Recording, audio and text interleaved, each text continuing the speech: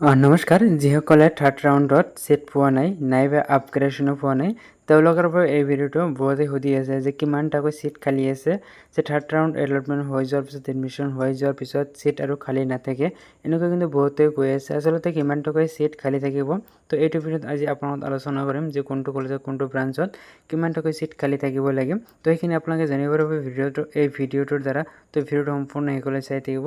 ভিডিঅ'টো ষ্টাৰ্ট কৰাৰ আগতে আপোনালোকে বিনম্ৰভাৱে এটা ৰিকুৱেষ্ট দিছোঁ, চেনেলটো ছাবস্ক্ৰাইব কৰা নাই ছাবস্ক্ৰাইব কৰি বেল আইকনটো প্ৰেছ কৰিবলৈ নাপাহৰিব। তো ভেকেঞ্চি যিটো লিষ্ট সেইটো আহিব 22 আগষ্টত। 22 আগষ্টত আপোনালোকে যিটো ভেকেঞ্চি লিষ্ট সেইটো চাব পাৰিব। এইটো 22 তাৰিখ বুলি দিয়া আছে, কিন্তু সম্ভৱ এইটো আহিব নাহিব এইটো চিয়'ৰ নহয়, কাৰণ আগতেও চাইছোঁ যে তেনেকুৱা সময়মতে এইবিলাক লিষ্টবিলাক আহি নাথাকে। তো এইটো সম্ভৱ 22 তাৰিখত নাহিব। যদি আহে আপোনালোক মই নিশ্চয় আলোচনা কৰিম। তো আপোনালোকক এতিয়া জনাম যে আপোনালোকে কেনেকৈ জানিব যে কিমান টকা ছিট খালী আছে। তো ইয়াৰ বাবে আমি যাব লাগিব, যিটো ছিট ভেকেঞ্চি দিয়া আছে সেইটো আমি চাব লাগিব। তো ইয়াতে ছেকেণ্ডটো দিয়া নাই, এইটো ফাৰ্ষ্টৰ হয়। তো আমি ইয়াৰ পৰা আমি মাইনাছ কৰিব লাগিব, যিমানখিনি আছে তাৰ পৰা ইয়াতে মাইনাছ কৰিব লাগিব।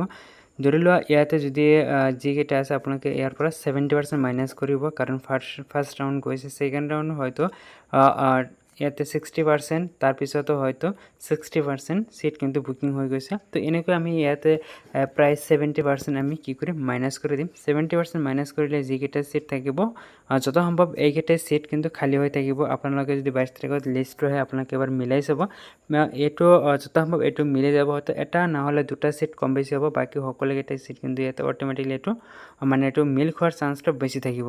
তো এইটো কেনেকৈ বুজি পাব, এই লিষ্টটো মইতো গ্ৰুপত দিছিলোঁ, আপোনালোকে যদি গ্ৰুপৰ পৰা ডাউনলোড কৰিব পৰা নাই তেনেহ'লে ডাউনলোড কৰি ল'ব, আৰু আপোনালোকে এইটোৰ পৰা আপোনালোকে চাব পাৰিব। ইয়াতে মই এটা কলেজ দেখুৱাম, বাকীবিলাক আপোনালোকে নিজৰ যিটো হয়তো আপোনালোকে উলিয়াই ল'ব পাৰিব।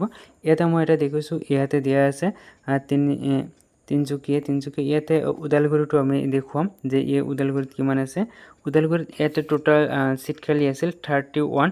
তো ইয়াতে চিভিলত 31 ছিট খালী আছিল। ইয়াৰ পৰা আমি যদি 70% মাইনাছ কৰোঁ, ইয়াত যদি আমি মাইনাছ কৰোঁ কিমান আছিলে 31 মাইনাছ যদি আমি 70% কৰি দিওঁ, এতিয়াও কিন্তু 9টা ছিট খালী আছে। অৰ্থাৎ চিভিলত ওদালগুৰি চিভিলত এতিয়াও মোৰ মতে 9টা ছিট খালী আছে।